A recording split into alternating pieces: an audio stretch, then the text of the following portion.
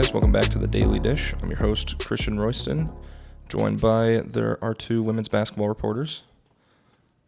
Brett Twelmeyer. Pavel Markovic. Sweet. We got, obviously, the Big 12 season is done. Regular season is done. Right now we got NCAA tournaments to look forward to. So March Madness has officially begun. We'll talk about the men's side first. Obviously picking up that 2 seed. I think, after beating Houston, the big talk was, did Iowa State do enough to earn a 1 seed, especially with all these other teams losing in their conference tournaments? And I think really what we figured out is that conference tournaments don't really matter. Yeah, I really thought Iowa State deserved a 1 seed. The way that they just throttled Houston and it started right away, just to beat a team like that, how they did, I thought they did enough. But I guess not. Maybe it's just because they didn't want to have 2 teams in the same conference up there. Maybe they just wanted to have an ACC team up there. I'm not sure what it was. Maybe it was brand bias, but I don't know. I guess Iowa State just didn't do enough to get that 1 seed. Yeah, obviously we expected UConn and Houston to get the number 1 bids, even Purdue too. I mean, the only chance we had was North Carolina, and they didn't win the ACC. So, I mean, really what the committee did, they, obviously maybe some favoritism towards North Carolina, bigger brand, like you said, Brett. But in the end, having a 2 seed still is a huge accomplishment by this team from what they've done this season, and I'm excited for what's going to come next. Oh, yeah. 2 seed is perfectly fine, especially since they got Omaha. So these first 2 round matchups should be pretty much a home atmosphere. We saw how they traveled for Kansas City for the Big 12 tournament. The big thing that I'm seeing is that, I feel like the 1 seeds at this point aren't really 1 seeds. We don't really have – I feel like the only true 1 seed might be UConn. You can argue Houston is still a 1 seed. Maybe they were trying to coast through the Big 12 tournament so they could get to the NCAA tournament because they want to win a chip. But North Carolina looks pretty vulnerable right now. Purdue has looked vulnerable for years. So, I mean, I feel like this will be a year where we see almost quite a few upsets, I want to say. And I'm definitely banking on upsets. Oh, me too. I mean, there's not really a whole lot of top seeds that really excite me this year. Because even UConn, when you bring them up they look like the most complete team. That region that they're in, that looks like the toughest region to me. You've got Iowa State there. You've got Illinois. You've got Auburn. You've got Final Four teams from last year in FAU and San Diego State. You've got BYU in there as well. A lot could happen in that region for sure. Yeah, and we'll get more into a region breakdown in a sec. I mean, you bring up the East. That's where Iowa State was placed. They will be in Omaha playing South Dakota State for that first game. And, it's kind of almost like a storybook way for TJ to get to his best season as he gets to play his old team. Before he was at UNLV, he was the head coach at South Dakota State, pretty much turned their program around. And now they're back in the tournament, and they're looking for revenge. But, I mean, Iowa State just looks way better than it's looked in a long time. Yeah, you see even South Dakota State, when you look at them this season, not really, they won their conference, obviously got to be able to play Iowa State, but still, when you look at the matchups, everything that Iowa State has done, when you see them throttle Houston like that, like they did, you don't really expect that. Plus, I think the Hilton crowd will travel to Omaha as well, so I don't really expect South Dakota State to have much of a chance come Thursday. Yeah, that's kind of my thing is that Iowa State's pretty much 21-0 right now at home, looking to make that 23-0. Technically. So, I mean, South Dakota State really shouldn't be slept on. Obviously, from what the team has been saying, they have really good ball movements. They don't really dribble a lot of passing, a lot of three-point shooting, a lot of scoring. But Iowa State's defense is so pressure heavy that unless you can shake your guy free, if you can't dribble well, you're not really going to be able to do much. And they really want to force dribbles out of South Dakota State. And I could see them kind of struggling quite a bit against Iowa State's defense because, I mean, going into this, we kind of said whatever 15 seed they were getting, even if they got the 1 seed, whatever 16 seed they were getting, Iowa State is pretty upset proof just based off their defense. Not a lot of out-of-conference teams have played against defenses as good as Iowa State. We talk about it kind of as a cliche, defense wins championships, but that reigns true in March. It really does. You need to have an elite defense to make a run, and Iowa State has that. But the only problem with that defense is I don't feel like they're that good against defending threes. If they end up matching up against a team that can shoot the three, they could be in trouble. They might have to look to the offense for some things, and I know that they've struggled in the past, but those past two games, the last two games in the Big 12 tournament, they really turned it around, especially just shooting from three. If that Iowa State offense can show up in the NCAA tournament, I think that they could have a deep run. Not even those last two games, even the Kansas State game, they still, obviously they were struggling quite a bit from three, but they made it up quite a bit inside. And I mean, that just shows how versatile the offense is, that it was almost weird that they weren't finding that success with how many scorers they have on the team. But I mean, it seems like they're getting hot at the right time. You bring up really wanting to avoid three-point shooting teams, and although I don't think South Dakota State definitely doesn't match up with all of the other teams in the East that can shoot threes, but if they get past South Dakota State, obviously Drake can score from anywhere. You look at the other side, BYU, if they get through, obviously Illinois. Those are two teams that really want a shootout. They really want to shoot threes, and they want to score a lot. And Iowa State's defense has their work cut out for them. And then even then, let's say Auburn or UConn gets through on that side.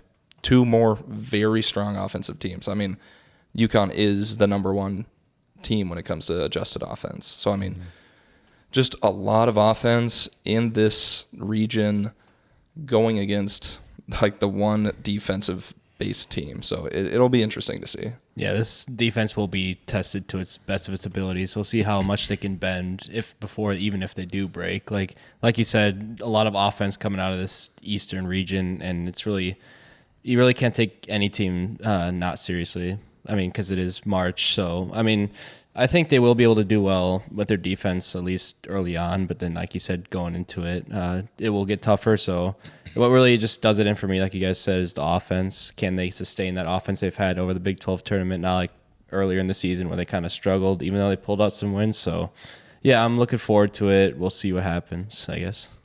Yeah, I just hope that they show up locked in. I hope they show up awake, because it's March and we've seen crazy upsets happen in the past, and Iowa State is definitely susceptible to an upset. I mean, you talk about, sure, these kind of mid-major teams, or these lower, I guess not like Big 12, Big 10, SEC teams. These ones, they haven't faced this type of defense before, but even then, if you catch them on a hot night and Iowa State's playing from behind and they're trying too much to get back into it, I mean, anything could happen. I mean, we've seen it. We saw it last year when Purdue got upset. We saw it. We also saw it last year when Princeton went on a run. Mm-hmm. We saw it 2 years ago when St. Peter's went on a run. So, I mean, really, you don't want to count out these 15 seeds, because once you do that, you're kind of counting out something crazy happening. Yeah, we've seen a 15 seed win, I think, the past 2 years in the tournament. Mm-hmm. So it's kind of becoming more of a trend that maybe you want to take a risk and pick one in your bracket, but who knows? Yeah. Although I think when you look at, we'll kind of go into the bracket as a whole, looking at the 15 seeds and the two versus 15 matchups, I do feel like Iowa State is one of the better teams when it'll come down to what team could be upset. I feel like they're one of the least susceptible of the two seeds. I mean, there's definitely some in there that could have their struggles. I mean, I'm kind of pointing my finger at Tennessee a little bit, or Marquette honestly has I don't want to say tough matchup against Western Kentucky, because it is Western Kentucky, but a team with the fastest pace of play in basketball, it should be watched out for, because, I mean, if you play really fast, you really rely on transition, fast break points. I mean, three-point shooting, if they're hot, they're going to roll over somebody. Mm-hmm. And I think that'd be the matchup to look for. Oh, yeah, 100%. Because we saw Marquette, they looked so slow in that Big East championship against UConn. Mm-hmm. I mean, there was barely any points scored in that first half, and then UConn just rolled in the second half. So Marquette's kind of entering a bit cold, I would say, on offense. And if Western Kentucky can keep their streakiness, their fast-paced offense, control Marquette on defense, that could definitely be a 15 over a 2. Yeah, and that'd be nice for Iowa State, because I want to say we've never seen two 15s win in the same year. because it's so rare that a 15 wins anyways. Mm-hmm. So if a 15 seed wins, you're kind of hoping it's on the other side. Yeah. But I mean, sticking with the East, obviously, we talk about Iowa State having just a tough draw. I mean, not even in their immediate future games. Obviously, you look at the top, and UConn is the number 1 seed. Auburn's in this. So you have like the Big East champ. Mm-hmm. You have the SEC champ, the Big Ten champ, and the Big 12 champ, all in one bracket, just rounding out the top 4. Yep. So, I mean, could you really ask for, I mean, not only great teams, but teams that are hot? These are teams coming into the tournament on a win, which besides the play-in teams, like obviously are the automatic bid teams. A lot of these other Big 12, Big 10 teams, they're going to be coming in on a loss. So Yeah. that is kind of scary.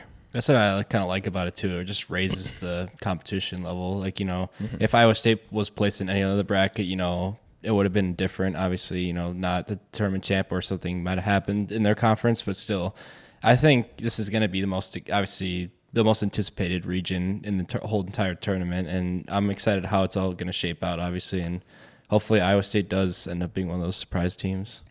Yeah, because if they do get through the East, then Final Four almost seems like you're a shoo-in for the national championship. Mm-hmm. Although, I mean, Iowa State has their work cut out to even get to the Elite Eight at this point, Sweet 16 even. I mean, you look at Drake, and Drake is a team that obviously has wanted to be the Cinderella story in the past, and this might be their year because Tucker DeVries is definitely him. But you kind of want a little more out of. I mean, you can't rely on one person, and I think that's going to be the crutch if Drake has a crutch. Mm-hmm. My thing with Drake is they're just so experienced. The problem is the last time that they were kind of in this position of being a lower seed, and a lot of people picked them to upset Miami a couple of years ago, they lost to Miami. Yeah. So with looking at that, Washington State's there. They could win this game. I do think Drake will win, and that game is going to sell a ton of tickets probably. If you have Iowa State playing Drake in Omaha, it's a close drive for Iowa State fans. It's a close drive for Drake fans. So that'll be a great atmosphere if it does happen. Mm-hmm. Yeah, and I mean, you can't count out Washington State either. I mean, Drake is obviously a great team, but Washington State finished second in the Pac-12. Even with, Arizona finished in front of them, that was kind of obvious, the better team. But still, like, even though they've still done a lot, 14-6 in the Pac-12 this year, 24-9 record. I mean, I would like Drake's chances on Thursday to beat Washington State, but I still wouldn't count them out regardless. Yeah, my big thing with Wazoo is that they have a solid defense, because I think looking at the numbers, their defense could match up better with Drake's offense than Drake's defense matches up with Wazoo's offense. So, like, you kind of look at that along with the size that they have, and I mean how physical they play. They kind of slow the game down. So it's a team that really could give Drake issues. Obviously, if Drake isn't knocking down shots, then they're going to run into problems because Washington State's just going to smother them in a way, kind of how like Iowa State would do to teams if they force bad shooting nights. And I know that Drake has been kind of a hot topic of, this is going to be a team that can win in an upset. I have them winning, but I kind of want to take a second look at it, slow my roll a little bit, just because Drake was in a really top-heavy conference. It was them and Indiana State in the Valley, and then you had Washington State finish second in what I would say a probably pretty weak Pac-12. Mm-hmm. I mean, Arizona was, great all year. They deserved their 2 seed. Then Washington State finishes second in the conference, gets a 7. And then you have Colorado in a playing game. Oregon somehow shows up, steals the tournament, gets in as an 11 seed. So this game could definitely be close. You've got a really top-heavy kind of team in Drake, and then a team that might be a little unproven in Washington State. That's true. But, I mean, those are kind of the fun matchups to watch because those are both teams with chips on their shoulder, and those are both teams that if they get past the first round, they're going to really want to get to the Sweet 16. Mm-hmm. So, and you're expecting to go up against Iowa State. Iowa State's shown kind of struggles at times, and you get them on a bad day. I mean, Iowa State could be an early exit. And, I mean, speaking of early exits, we can actually move to the other corner of the Midwest, that's where Purdue plays.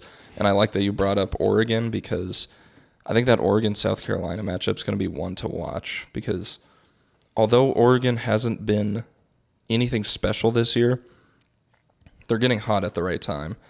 And they have kind of proven that when they're healthy, they are a good team. So I do think that they could make a deep run, especially if South Carolina, which is a team that has kind of been iffy at times, if they show up on a bad day, Oregon could just get the momentum and just keep rolling.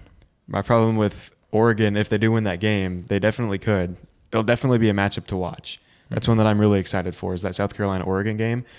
But should Oregon win, you're more than likely going to face Creighton in the next round. Yeah. And Creighton's a team that I really have my eye on in this Midwest region, because I think Purdue is we've seen them in the past. You know, they choke. They lose to these top seeds.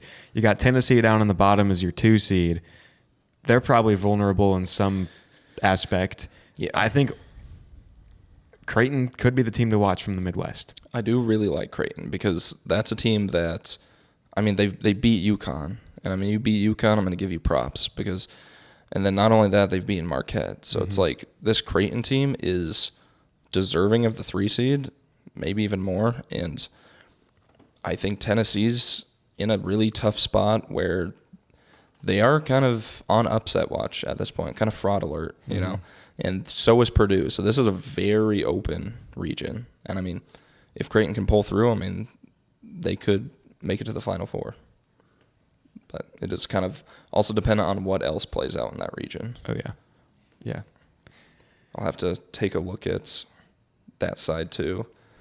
I mean, it's definitely not as strong as Iowa State's region in the East, I feel like. Yeah. When you look at, you know, the 1 seed comparison, the 2 seed comparison, even the 3 and the 4, those top seeds, I feel like the East is a lot stronger than the Midwest is. Yeah. And actually looking at it, I was pretty sure that was the one with Kansas in it. And it is, which another crazy poll, I think we're still just hanging on to this idea that Kansas is still good. You know, they're entering this tournament. Yes, they're expected to get McCullough and Dickinson back before the tournament began. So maybe that went into the minds of whoever's seeding, and they're like, okay, well, they should be a 4 seed if those 2 are healthy. But now McCullough's out, and Dickinson probably is not going to be 100%. So we saw how they handled Cincinnati, and I mean this team, I don't see them handling a very, very tough Samford team, who I've been pretty high on. I don't know if you guys know much about Samford. Not a whole lot. I know they won their conference. It is a talked about upset. I've seen a lot of people who say, watch out for this game. Kansas could definitely be on upset alert. And then you look at that other game that would match up, you know, The Gonzaga McNeese State. That's another game that I've been seeing of that could definitely be an upset as well. So you've got 2 games right there in that region that the lower seeds could win. Could be the higher seeds, but you never know. Yeah, I think everybody's just kind of high on McNeese State right now.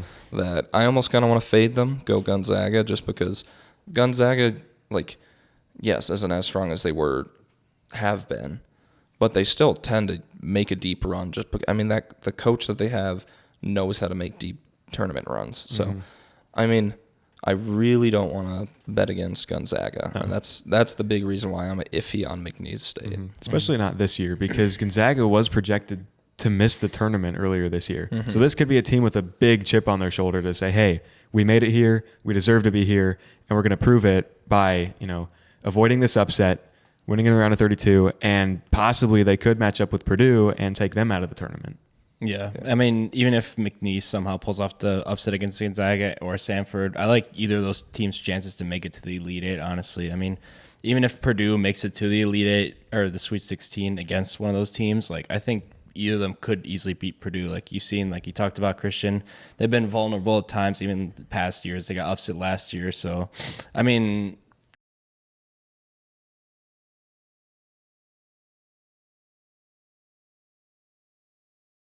for one of them at least.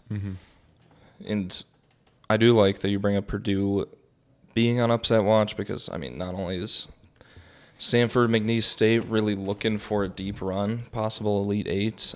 Even if Gonzaga comes out, I think they're honestly a better team than Purdue. I mean, you shut down Zach Edey, you produce kind of wishy-washy. Yeah.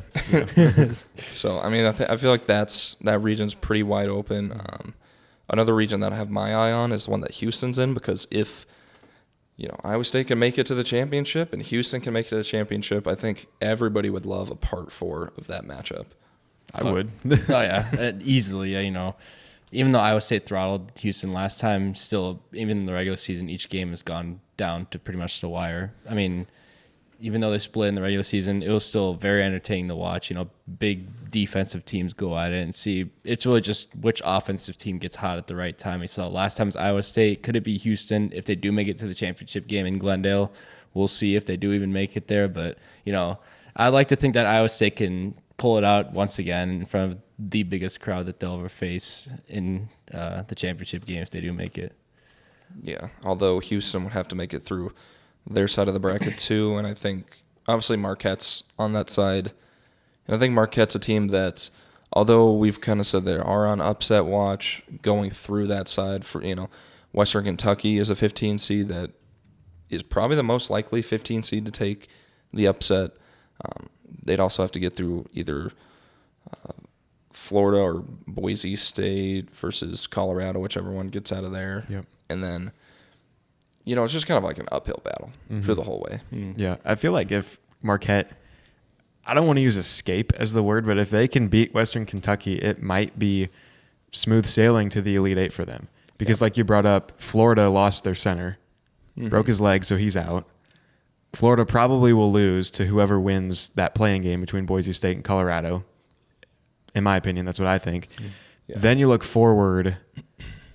Gosh, who's the 3? Kentucky's the 3 seed in there. Yeah, Kentucky, and they could be on upset alert. Points. They could be on upset alert because Oakland is their 14 seed that they play. They can make the threes. Oakland's a very good 3-point shooting team. True. So if they can get hot, Kentucky can also score a lot of points. That's true. That'll be a one to watch too. Very high scoring game. Can we see 100 points? Probably. I think we can see a repeat of Kentucky, Alabama. They put up over 200 total. Yeah. And then you look at the top half. 2 Big Ten teams that I really like. I've liked the whole year. Nebraska and Wisconsin are up there. Although Wisconsin does have to get over James Madison. Really tough matchup. That's one I think that a lot of people have penciled in as an upset to watch because Wisconsin has been vulnerable at times, especially in this back half of the season. Yes, they started the season really good, but you almost want to flip-flop it and have them end the season really good. And then, on the other hand, I like Nebraska because they seem like one of the better 8 seeds in this whole tournament. When they're hot, they're really hot. And they have scorers, and Houston showed that they can't score at times. If they kind of come in cold like they did against Iowa State, then they could be on upset watch. And when you look at Wisconsin, like you're bringing up with their kind of cold streak to end the season, when they lost to Rutgers by over 20 points, I was like, yeah, this team is big fraud. They're not going to make it far. And then they beat Purdue. Right. So you really never know. So, and then with that Nebraska team, they're matching up with Texas A&M. Texas A&M's a pretty solid team in disguise. They beat Iowa State earlier this year. They've got a ton of wins over top 25 teams. So that could be a 8-9 game that could definitely swing either way. And that could be an 8-9 team or 8 or 9 team that could end up upsetting a 1 seed in Houston if they can get the offense figured out. Yeah, I do think that's probably the best 8-9 matchup to watch this March Madness. And have FAU, Northwestern, and the East Side. They're a good team, yeah. But you guys talk about Nebraska. Obviously, has Fred Hoiberg, former Iowa State guy. So, I think it's going to be really an entertaining game, just like we talked about South Carolina, Oregon. And then obviously they await the winner of probably Houston, unless somehow Longwood pulls off the upset of upsets. Please. So please, yeah, we hope. That round of 32 matchup will be very entertaining to watch, and I think either Nebraska or Texas A&M could catch Houston at a bad time. Yeah, especially because Texas A&M beat Iowa State, and Iowa State beat Houston. So does that mean Texas A&M is better than Houston? We'll have to see. Should Texas A&M have been 1 seed? Yeah, should they have won the Big 12 championship? Maybe they should have stayed. Yeah. But then, like, the last region, you know, we talk about upsets. I mean, that's the region that North Carolina is the 1 seed, kind of stole that spot from Iowa State. So that is definitely anybody's region. I think there's probably like 5 or 6 teams that could come out of that. I mean, you want a region that a 1 seed's not coming out of? I don't see North Carolina coming out of that region. Yeah, and you talk about 2-15 matchups, Arizona versus Long Beach State. I had, when I was choosing my bracket, I had a weird feeling that Long Beach State could end up pulling it out against Arizona. You know, even though Arizona finished the Pac-12 as the top team, they still look vulnerable at times this season. The storyline going with Long Beach State right now, you know, firing the coach and bringing him back just for the tournament. I mean, I've got a feeling about them. I don't know why, but I feel like they could be that 115 seed to just they could just like knock it out of the park or just barely beat Arizona. So, you know, that's my one matchup to watch, honestly, in this Western region. I could see it too, because Arizona, we've seen in tournaments past, they tend to exit early. They're kind of like a Purdue.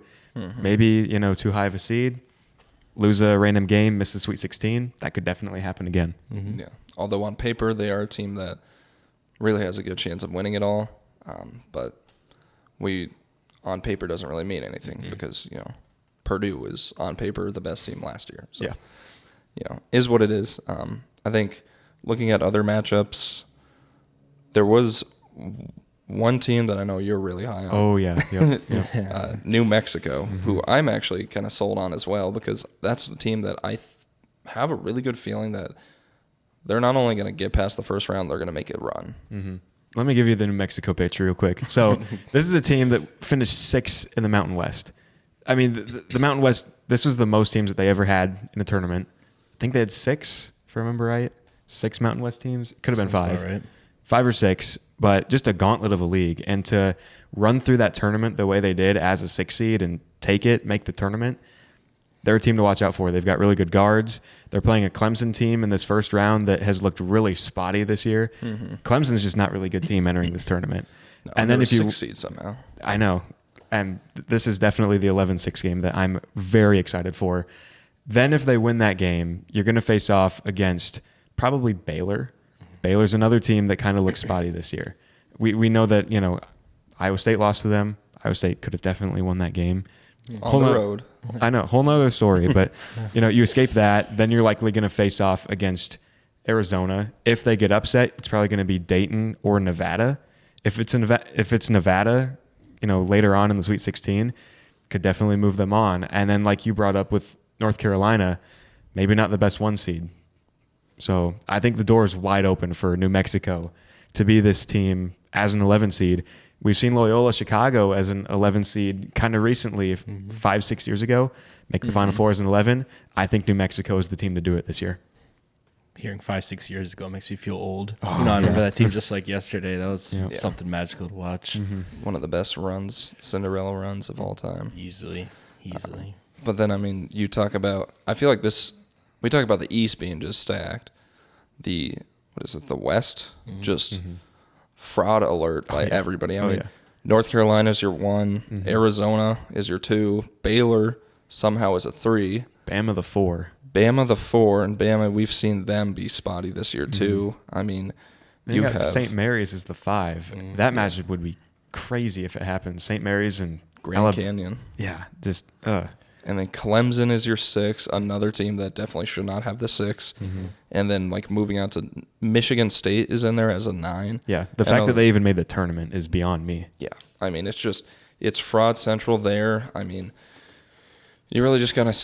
I feel like it's one of those sides that we're gonna see a low seed come out, probably get to the Final Four. Although, unfortunately, there's a good chance that UNC comes out. So yeah. But if they do, I don't really see UNC making a run for the trophy. But I guess, you know, we'll have to wait and see on that part. On the other side, we'll move on to the women's tournaments. Iowa State was the very last game picked. Yep. So I know me and Logan, although Logan isn't here today, we were sitting there waiting the whole selection show for that.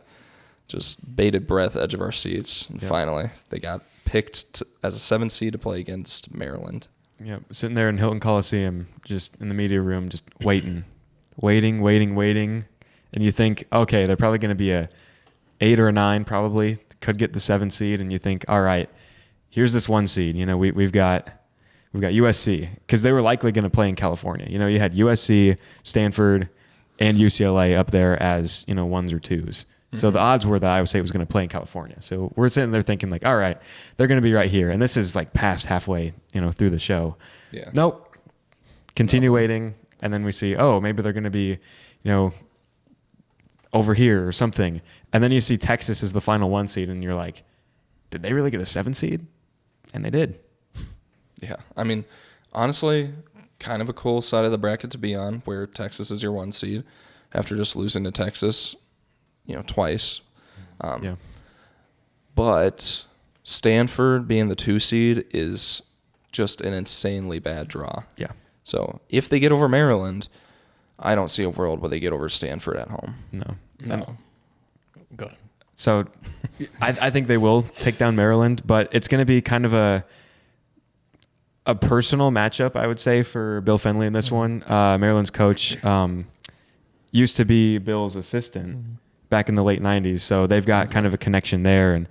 And yeah, it'll definitely be one to watch out for just from that aspect.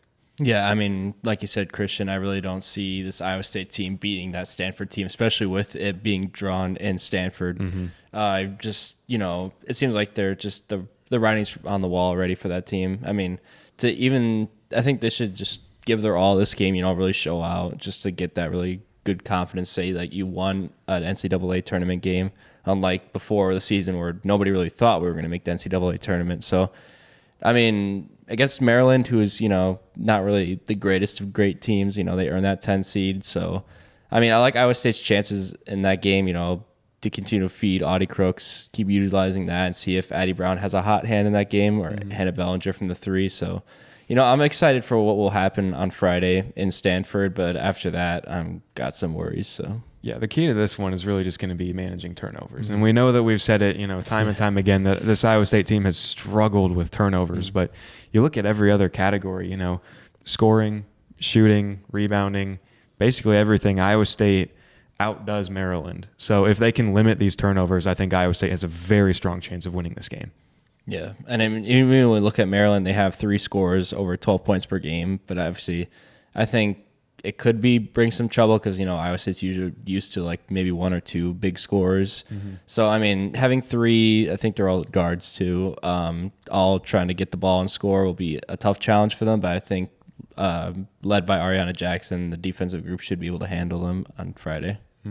Yeah, plus Maryland has to deal with Audie Crooks, so I mean, they also have their work cut out for them. Yep. And then Maryland's tallest player is 6'7". She's a freshman, but she doesn't really play a whole lot. Like you were telling me, she plays like, 2-3 minutes a game? Yeah. So she probably won't be that big of a factor in this one. Audie Crooks might have a heyday. You never know. Yeah, she probably will get the start just because of the fact that she's playing Audie. But then even when you look besides that 6'7" girl, it's literally the tallest person is 6'2". Like, I feel like Audie will be like feasting all day. I could see reaching up above everybody. I mean, that's easy. Just having the hand up above everyone. You know, I could easily see a double performance from her. Oh yeah, and maybe even reaching a new career high. Honestly, you talk about, you know, doubles. Addie Brown, she's been the double getter this season, and she's 6'2" as well. So she's going to match up pretty well, I think, with this Maryland team. If they can just dish the ball around. If Emily Ryan can get those assists like she's accustomed to getting every game, could be an easy one. Yeah, and I'm wondering if we're actually going to see our first triple-double performance from Addie this season, or from Emily Ryan, who's also reached it a couple times, or close. Hasn't reached it yet this season, but has gotten close a couple times. I've been waiting. I want it to happen. I really want it to happen. Yeah, well, if anybody can get it, it's definitely Emily Ryan. But I mean, you know, you talk about Maryland. Obviously, it's weird that Iowa State outsizes a team.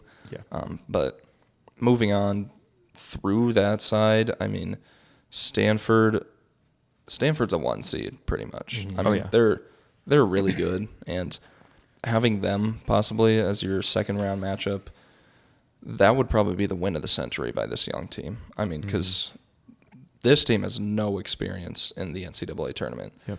I mean, you look at last season, obviously Emily Ryan and Naidu got some experience, but they also got very limited experience as they were an early exit. And it's not just the freshmen either. It's, I don't want to throw her under the bus at all, but Hannah Bellinger, this is her first Division I NCAA tournament. That's true. And she brought it up at media the other day that when she was at Truman State, her 4 years there, they only made the Division II tournament once, and they were a first-round exit. So she really hasn't had a whole lot of experience with this type of postseason tournament play. I think that the Big 12 tournament was a huge thing, for all of them to gain that type of experience because they played Baylor, Oklahoma State, Texas, all tournament teams, all top tournament teams. So that type of play against those teams is probably going to benefit them because, those are the types of teams that they're going to be facing, day after day throughout the tournament. Yeah, I mean, even if going past, if somehow Iowa State were to beat Stanford, they would probably be facing what I think would probably be a Tennessee team that almost beat South Carolina in the SEC, which gave me a little. I mean, it's kind of like what the men's team is. It's going to be a gauntlet for this women's team if they want to be able to reach the new heights, and they'll have to obviously probably beat Texas to leave that region, which I'm not so sure of either. So, I mean, yeah, it's going to take some real magic to get past, obviously, the second round. Yeah, and then you've got NC State, I believe, sitting there as your 3 seed. So even if you can get past Stanford by some way, shape, or form, you've got another juggernaut sitting right there in your way. Yeah, I like that you bring up Tennessee because that was actually the team that took the 4th seed from them last year. Yep. So, I mean, hey, storylines play out again. Maybe they actually get their shot this time. I've been looking at it. Tennessee could get upset in the first round. They're taking on a Green Bay team who's pretty solid. They've got a very strong defense. They're holding teams to under 60, maybe even under 55 points per game. So Tennessee, I think, has a really tough draw this year, and they could definitely be a first-round exit. And I know that there's not a whole lot of upsets in women's basketball with the tournament. It's really top-heavy, a lot more than the men's. But that's one that I'm looking at that it could definitely be an upset in the first round. Yeah. And then even if Iowa State gets through everything, Texas is the 1 seed. Right. It's just Iowa State just can't really match up against Texas. So, I mean, that's, unfortunately, this might not be Iowa State's year that they win the Natty. No. Yeah. Although I don't think that was the expectations going in. Oh, no. Absolutely not. But this does give a bright future for what's to come. Yep. Obviously, having Naidu and Hannah Bellinger leaving after this year, I mean, that's really, even though they did play, more specifically Hannah Bellinger played more of a significant role, you still see, the most of the team is still staying. Emily Ryan decided to stay this past season, so it's going to be fun to watch. I think they will probably go deeper next season into the NCAA tournament, but this is just kind of like a starting point for what's to come, honestly. Yeah, I mean, the freshmen have gained so much experience through this season because, at the start of the year, they lost some games, but they were all to tournament teams. Drake made the tournament, Iowa made the tournament as a 1 seed, and then Vanderbilt and Syracuse, I believe, also both made the tournament. So they lost to some quality teams early in the year, gained a ton of experience, and that will probably benefit them. But yeah, like you're saying, all the freshmen are expected to come back, I would say. You're bringing back Emily Ryan, probably at the transfer portal to find someone who can shoot the 3 like Hannah Bellinger did this year because you're losing her. And this team finished 2nd in the Big 12 tournament. The sky's the limit next year. This team could definitely reach the Sweet 16 next season. They could make a run. They could, be a bit of a Cinderella, take down Stanford, but I don't know if that'll happen. Next year will probably be a year that Iowa State can reach the Sweet 16. Yeah, for sure. And I mean, we can take a little bit of a look into just other interesting regions because I think the one that I'm interested in is the region that Iowa fell into because they got the 1 seed, but they have they have UCLA as their 2, a team that's kind of built to win this year. Could have been a 1 seed. Yep. They have obviously Kansas State. They could run into Kansas State pretty early, a team that has beaten them. Yep. They could have run into LSU, the 3 seed at some point, which, again, a team that could beat them. Did beat them last year for the national championship. Yep. By a lot. I think this is the year that, whoever was seeding it was saying, Caitlin Clark's doing a lot. If she can get through this side, maybe she can win the Natty, but she's going to have her work cut out for her. Yep. It's just like the men's side for the East region. This side is just like a gauntlet. Even if Iowa were to take down the first round matchup, whoever it is, they probably might face a West Virginia team that's very defensive heavy, you know, very, very likely to turn you over. A lot of steals led by JJ Quinterly. So honestly, even though I do have Iowa beating West Virginia, who would beat Princeton, I feel like that could be like an early exit if they are able to hold down Caitlin. I completely agree. I'm very split on that game if it does happen. The only thing that I would say would give Iowa the slight edge is that they're at home. Mm-hmm. And that's just totally different with, you know, the women's tournament versus the men's, is that the women do get to play those home games in those opening couple rounds. Like, I mean, Iowa State, you know, back with the men's, they're going to be playing in Omaha. It's going to feel like a home game, but it's not really a home game. Yeah. With the women, you have that. And I think that's going to set Iowa apart for those first two games. It'll give them some confidence going forward, but then they're likely going to match up with a Kansas State team that, like you said, they've got Ioka Lee. Very, very solid team right there. Could have, you know, made some noise in the Big 12 tournament. Got eliminated to Texas in the semifinals. But then you've also got the possibility of Colorado or Drake. And that's a game that I'm very excited for. That's the biggest upset that I could see happening, is this very experienced Drake team that beat Iowa State pretty, you know, significantly to start the year. They've also played Iowa. They've seen the Hawkeyes before. If they can get past this Colorado team, who's, again, very talented, Pac-12 was stacked in women's basketball this year. Mm-hmm. That's a matchup that I think, you know, regardless of who comes out of those three teams, could give Iowa fits if they make it past West Virginia. And talking about Drake, you know, Brett and I saw them earlier in the season when Iowa State was unable to take them down, but still, like, even seeing Drake, like you said, they already saw Iowa, plus the fact that they're just a well-rounded team, I think, and just Drake in general, you know, the men's side could face Iowa State, and then, you know, this one facing Colorado first round could face Iowa. So, you know, the school of Drake must be really happy right now. Like, I think hopes are high, because even though they are kind of mid-seeding, they still are a team to watch, and like I've been talked about as the teams that could cause some madness. So I'm looking forward to what Drake could do, even though I don't have them beating Kansas State. I still think they could end up doing some crazy things. Oh, yeah. I do have Drake beating Colorado in the first round, but I'm very split on them matching up with Kansas State. I think Kansas State would probably take the win there, and then I would probably take Iowa over Kansas State. But then in the Elite Eight, if it's going to be between LSU or UCLA, I would likely go with LSU, just because they have that championship experience. They've been there before, and that would set up an Elite Eight matchup with Iowa for, you know, a rematch of the national championship. That would be so exciting to watch. It's going to be a thriller. I already know it. Mm-hmm. Yeah, and you talk about all these teams that could upset Iowa.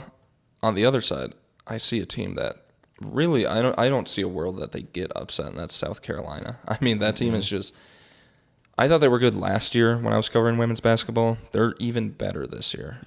Yeah, I'm taking them all the way. It's the obvious pick. Undefeated, you know, they've just been demolishing their opponents. We saw what they did to LSU this year, the reigning national champions. So, yeah, South Carolina, I like them to go all the way, but I'm also going to keep my eye on Oklahoma in this region. They're the 5 seed in this one. They're a team that won the Big 12. They could definitely make some noise. I don't think they'll upset South Carolina, but they could play them pretty well. Nebraska is another one that I'm looking at as a 6 seed in here. We know how well they played Iowa this year. They beat them in the regular season, nearly beat them for the Big Ten title. They're a team that could definitely make some noise, maybe make the Sweet 16, possibly have a surprise Elite 8 run, but they're going to run into, you know, Oregon State or Notre Dame probably. So those are two that are definitely going to be, you know, juggernauts. But I think if it does end up matching up between Nebraska and Oregon State, I would probably take Nebraska in that one. But yeah, through the whole thing though, South Carolina clears. Yeah, and you talk about Oklahoma's one of the teams to watch in South Carolina's region. I like Indiana too. You know, obviously they didn't end off their season pretty well, but you know they've had some good wins this season. And obviously, if it came down to it, the round of 32 would be Oklahoma versus Indiana. So I think the winner of that game could somehow maybe give South Carolina fits, but at the end of the day, you know, we already know who's going to probably make it to the Natty again, or at least come out of that region. So, you know, at least that's a matchup for me to watch in the round of 32 if Oklahoma and Indiana are be able to beat their respective teams. Yeah, and then you look at that matchup too. You've got Fairfield there, who's taking on Indiana, and Fairfield's there. They're in the top 25. I was going to bring that up. Yeah. Do you want to take it? I mean, Fairfield is 31-1. Yeah. They're on a 29-game win streak. Is that correct? Yep. So isn't the script fitting that they get to that 30 mark? I mean, somebody's got to match up with South Carolina's win streak, and it's kind of looking like Fairfield. It could definitely do it. I mean, that would definitely be a big upset if that does happen. Because Indiana is good. Oh, yeah. The Big Ten had a lot of really good teams, and it's interesting that they did group up Indiana and Nebraska in that same region, because we know Nebraska, like I said, they beat Iowa. Indiana played Iowa very well. I believe they split Iowa this year, I want to say, in their two games. so. Yeah. So just kind of interesting that they would put those two Big Ten schools in the same region a little bit. Yeah. Was Indiana the one that went to Iowa and beat them? Or is that... No, I think somebody... Oh, no. That was... They went there. Yes. Iowa went there. Yeah. And lost. Indiana smacked Iowa at home. That's what it was. Yep. Yeah. Was that the crowd storming one, or was that a different loss? No, I think that was a different one. No, I don't remember. That was Ohio State. Yeah, Ohio State, yes. Okay. When Ohio State stormed the court. And you're talking about the one that when they ran into Caitlin Clark, aren't you? Yeah. Yep. That was Ohio State. Too many losses by Iowa this year. Just get them all. Yeah, too many, yeah. And then to be thrown into that region, Yeah. bound to lose. Yep. But anyways, moving into the last region, I mean, USC is a team that I've been high on just because I'm been a big Juju fan this year. I think she's really good, and I think that team is really good. Yep. So, I mean, although they have their work cut out for them, it is, I mean, all these regions are tough. The top seeds are really good teams. I feel like USC is a team that could compete to get to the national championship. Yeah, Juju could definitely end up being the next Caitlin Clark. She really could. She's on pace to be better. Yeah. So there's that. And I'm intrigued that they could match up with Baylor in this region, because Baylor's your 5 seed. I'm really high on these 5 seeds this year for the women's tournament. I really like the 5s over the 4s. And you're really low on the 5 seeds in the men's. I know. I don't trust those 5s in the men's. But I guess it balances out. Yeah. But I think that USC would probably end up making the Elite 8 run in this one. But then down on the other side of the bracket, I think UConn's the team to watch out for. We know how good they, always are in women's basketball. They've got a very solid offense, very strong defense. I think that if there's a team that can knock off USC, it's this UConn team. If there's a team that can knock off LSU or Iowa or UCLA on, that whole side of the bracket, it's this UConn team. If there's a team that can beat South Carolina in the championship, it could be this UConn team. I'm watching out for them. Very high. I like it, I mean, UConn, I agree with you too. I think UConn is an easy path to Elite 8, but I think the one team to watch is that number 2 seed Ohio State. Obviously they didn't enough their season they wanted to get blown out by Maryland to end the season, which gave me some pause for when Iowa State's about to face them on Friday. So, but either way, I think I agree this UConn team is really destined for greatness, even though they probably will end up running the USC. Like, that Elite 8 matchup could be the best Elite 8 matchup in the tournament. Yeah. Although, what are the odds that we see UConn win on both sides, both brackets? If it would be any year, this would be the year. Didn't they do it in 2014? Maybe, but that's before my pay grade. But anyways, I mean, we've dove pretty deep into the men's and the women's brackets. I mean, we can talk all we want about the statistics and all this and that, but at the end of the day, it is March and anything can happen. So all we can do is wait and see. So thank you guys for joining us, and please join us later on another episode of The Daily Dish.